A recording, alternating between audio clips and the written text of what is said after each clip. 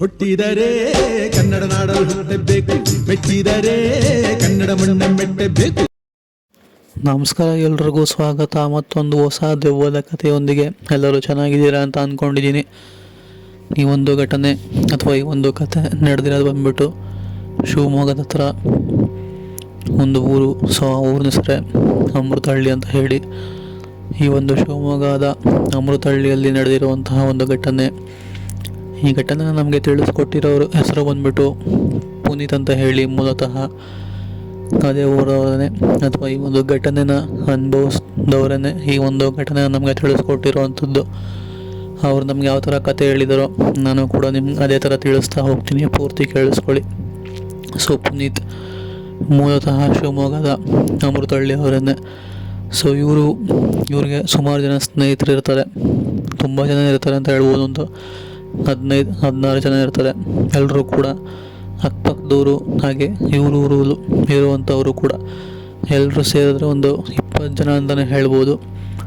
So ಇವ್ರದ್ದು ಒಂದು ಸ್ವಲ್ಪ ದೊಡ್ಡ ಫ್ರೆಂಡ್ಸ್ ಗ್ರೂಪ್ ಇರುವಂಥವ್ರೇ. ಆದ ಕಾರಣ ಇವರು ಮನೆಗೆ ಬರೋದು ಅಥವಾ ಅಲ್ಲಿ ಇಲ್ಲಿ ಸುತ್ತಾಡೋದು ತುಂಬಾ, ಅಂದರೆ ಮನೆಗೆ ಬರೋದು ತುಂಬಾ ಕಮ್ಮಿ. ಯಾಕೆ ಅಂತಂದರೆ ತುಂಬ ಲೇಟ್ ಕೂಡ ಮಾಡ್ತಿದ್ರು. ಫ್ರೆಂಡ್ ಸರ್ಕಲ್ ಆ ಥರ ತುಂಬ ಇತ್ತು. ಎಲ್ಲಂದರಲ್ಲಿ ಸುಮ್ಮನೆ ಹೋಗ್ತಿದ್ರು.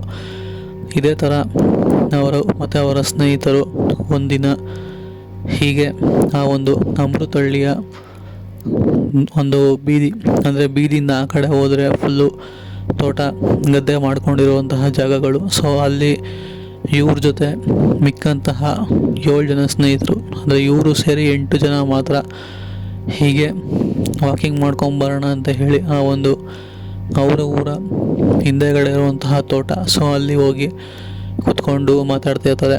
ಅಲ್ಲಿ ಚಾನಲ್ ಕೂಡ ಇರುತ್ತೆ, ಆದರೆ ನೀರು ಒಂದೊಂದು ಚಾನಲ್ಗೂ ಕೂಡ ಟರ್ನ್ ಮಾಡಿ ಬಿಡ್ತಾರಲ್ಲ, ಸೊ ಆ ಒಂದು ಜಾಗ ಟ್ಯೂಬ್ ಅಂತ ಹೇಳ್ತಾರೆ. ಸೊ ಅಲ್ಲಿ ಹೋಗಿ ಕುತ್ಕೊಂಡು ಮಾತಾಡ್ತಿರ್ತಾರೆ. ಸರಿ ಅಂತ ಹೇಳಿ ಅದೇ ಸಮಯಕ್ಕೆ ಅವ್ರಿಗೆ ಯಾರೋ ಜೋರಾಗಿ ಕಿರ್ಚ್ಕೊಂಡಂತಹ ಶಬ್ದ ಅವ್ರಿಗೆ ಕೇಳಿಸುತ್ತೆ. ಆ್ಯಕ್ಚುಲಿ ಆ ಒಂದು ಶಬ್ದ ಅವ್ರಿಗೆ ಪ್ರತಿ ತಿಂಗಳು ಅಮಾವಾಸ್ಯೆನ ಕೇಳ್ತಾನೆ ಇರುತ್ತೆ. ಆ ಊರಿನವ್ರಿಗೂ ಕೂಡ ಗೊತ್ತು.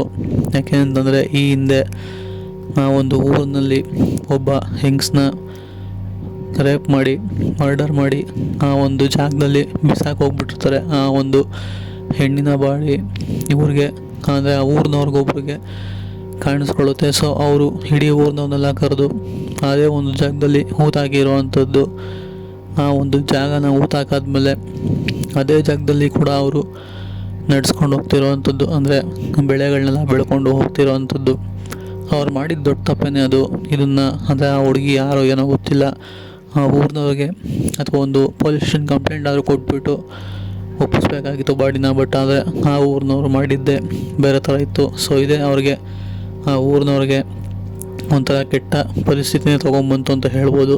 ಪ್ರತಿ ಅಮಾವಾಸ್ಯೆ ದಿನ ಯಾರೋ ಜೋರಾಗಿ ಕಿರುಚ್ತಾ ಥರ ಸೌಂಡು ಅಲ್ಲಿ ಕೇಳಿಸ್ಬರುತ್ತೆ. ಸೊ ಇವ್ರು 8 ಜನ ಹೋಗಿದ್ದು ಕೂಡ ಅಮಾವಾಸ್ಯೆ ದಿನವೇ. ಆ ಟ್ಯೂಬ್ ಹತ್ರ ಕೂತ್ಕೊಂಡು ಮಾತಾಡ್ತಿದ್ದಾಗ ಪುನಃ ಅದೇ ಶಬ್ದ, ಜೋರಾಗಿ ಕಿರ್ಚ್ಕೊಳ್ಳೋ ಥರ ಶಬ್ದ ಅವ್ರಿಗೆ ಕೇಳಿಸ್ಬರುತ್ತೆ. ಸರಿ, ಆಗಿದಾಗಲಿ ಈ ಒಂದು ಶಬ್ದನ ನಾವು ನೋಡಲೇಬೇಕು ಅಂತ ಹೇಳಿ ಗಟ್ಟಿ ಮನಸ್ಸು ಮಾಡಿಕೊಂಡು ಶಬ್ದ ಬರ್ತಿರುವಂತಹ ಡೈರೆಕ್ಷನ್ನಲ್ಲೇ ಹುಡ್ಕೊಂಡು ಹೋಗ್ತಾರೆ. ಏನೂ ಕೂಡ ಕಾಣಿಸೋದಿಲ್ಲ ಅವ್ರಿಗೆ. ಸರಿ ಅಂತ ಹೇಳಿ ಮೊಬೈಲ್ನಲ್ಲಿದ್ದಂತಹ ಟಾರ್ಚ್ನ ಕೂಡ ಬಿಟ್ಬಿಟ್ಟು 8 ಜನ ಇದ್ದಂತಹ ಕಾರಣ ಇಬ್ಬಿಬ್ಬರು ಒಂದೊಂದು ಡೈರೆಕ್ಷನಲ್ಲಿ ಹುಡುಕ್ತಾರೆ. ಸೊ ಯಾರಿಗೂ ಕೂಡ ಏನೂ ಕಾಣೋದಿಲ್ಲ. ಸರಿ ಅಂತ ಹೇಳಿ ಅಲ್ಲಿಂದ ವಾಪಸ್ ಬರಬೇಕಾದ್ರೆ ಈ 8 ಜನರು ಕೂಡ ಒಂದಾಗ್ತಾರೆ. ಒಂದಾಗಿ ಇನ್ನೇನು ಆಚೆ ಬರಬೇಕು ಆ ಒಂದು ರೋಡಿಂದ ಅಂತ ಹೇಳಬೇಕಾದ್ರೆ ಅವ್ರ ಮುಂದೆನೇ ಯಾವುದೋ ಒಂದು ಹೆಣ್ಣಿನ ಆಕೃತಿ, ಬಟ್ಟೆನೇ ಇಲ್ದಲೆ ಮೈ ಮೇಲೆ, ಅವ್ರ ಕಣ್ಣು ಮುಂದೆನೇ ಬೆಂಕಿ ಥರ ಸುಟ್ಟು ಹೋಗ್ತಿರೋದು ಅವ್ರಿಗೆ ಕಾಣಿಸ್ಬರುತ್ತೆ.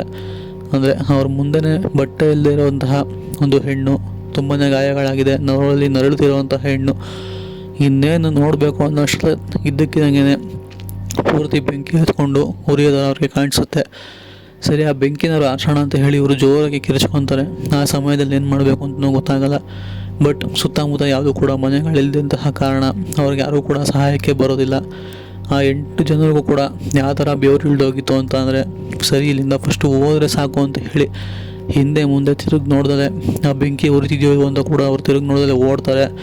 ಸ್ವಲ್ಪ ದೂರ ಓಡಿ ಬಂದಮೇಲೆ ಹಿಂದೆ ತಿರುಗಿ ನೋಡಿದಾಗ ಎಲ್ಲವೂ ಕೂಡ ಚೆನ್ನಾಗಿರುತ್ತೆ ಅಲ್ಲಿ. ಅಂದರೆ ಆ ಒಂದು ಬೆಂಕಿ ಹತ್ಕೊಂತಲ್ಲ, ಸೊ ಅದು ಕೂಡ ಕಾಣಿಸೋದಿಲ್ಲ ಅವ್ರಿಗೆ.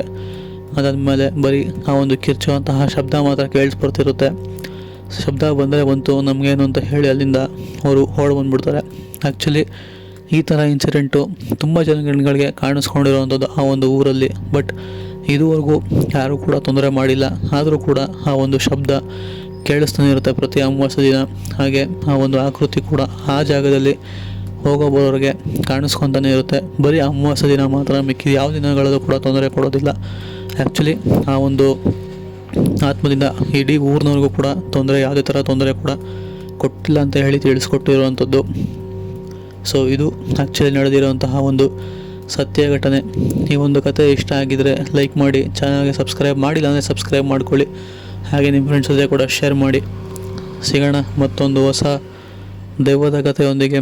ಅಲ್ಲಿವರೆಗೂ ನೀವು take care. Good bye friends.